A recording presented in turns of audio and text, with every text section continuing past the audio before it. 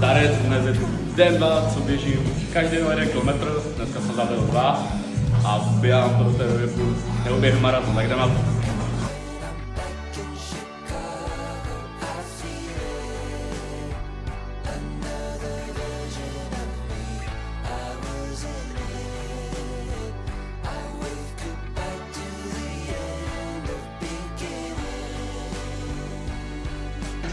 Splnil jsem to, jsem rád, že dáváte lajky, followy a zítra bude den 3, což je 3 kilometry.